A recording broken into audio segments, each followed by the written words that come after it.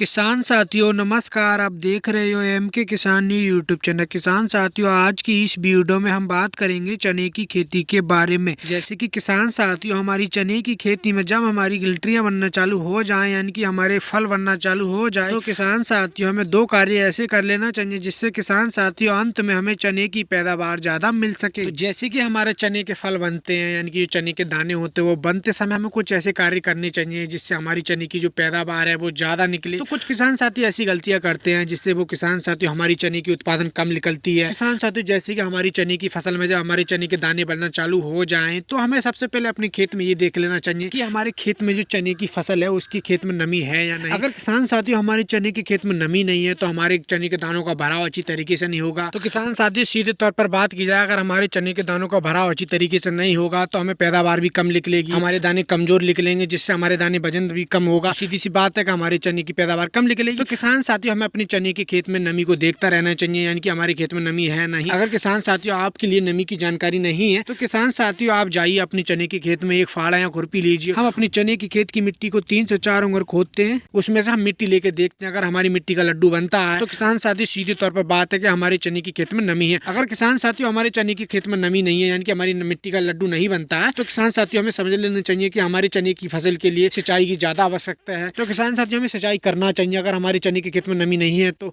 अगर किसान साथियों आपके चने के खेत में नमी होगी तो आपके चने के दानों का भराव भी अच्छे होगा और हमें अंत में चने की पैदावार भी ज्यादा मिलेगी। जैसे कि किसान साथियों हमारी चने की फसल आखिरी स्टेज में हो तो हमें एक कार्य और करना चाहिए। जैसे कि हमारी चने की फसल आखिरी स्टेज में होती है तो हमारे पौधे के लिए पोटास की आवश्यकता ज्यादा जरूरत रहती है। तो किसान साथियों पोटास के लिए हम स्प्रे के रूप में प्रयोग कर सकते हैं। जैसे कि जो हमारी NPK 0050 आती है उसमें हमारी 50% पोटास की मात्रा मिलती है। तो किसान साथियों हम अपनी चने की फसल पर NPK 0050 1 किलो प्रति एकड़ के हिसाब से 150 लीटर पानी का घोल बनाकर हम अपनी चने की फसल पर स्प्रे के रूप में प्रयोग कर सकते हैं जिससे किसान साथी हमारे चने के दानों का भराव भी अच्छी तरीके से हो जाएगा और हमें अंत में चने की पैदावार भी ज्यादा मिल जाएगी। तो जैसे कि किसान साथियों मैं आपके लिए एक कार्य और बहुत महत्वपूर्ण बताऊंगा। जैसे कि किसान साथियों हमारी चने की फसल में जैसे कि हमें एलियन देखने को मिलती है यानी कि सीधे तौर पर बात की जाए हमारी सुड़ी होती है वो चने के दानों को अंदर ही अंदर खा जाती है। तो किसान साथियों एलियन के लिए हमें ऐसी हैवी कीटनाशक दवा का प्रयोग करना चाहिए जिससे किसान साथियों हमारी चने की फसल में से एलियन खत्म हो जाए, जिससे किसान साथियों हमारे चने की पैदावार अच्छी निकले। तो किसान साथियों एलियन के लिए आप हैवी से हैवी कीटनाशक दवा का उपयोग करें। तो किसान साथियों ये जानकारी आपके लिए कैसी लगी? मैं आपसे उम्मीद करता हूँ ये जानकारी आपके लिए बहुत ही ज्यादा पसंद आई होगी। तो मेरी वीडियो के लिए लाइक कर दें, ज्यादा से ज्यादा शेयर कर दें और जो मेरे यूट्यूब चैनल पर नए हैं वो मेरा यूट्यूब चैनल सब्सक्राइब कर दें, पास में आए बेल की घंटी को भी दबा दें। किसान साथियों आगे मिलते एक नई वीडियो के साथ। नमस्कार किसान साथियों।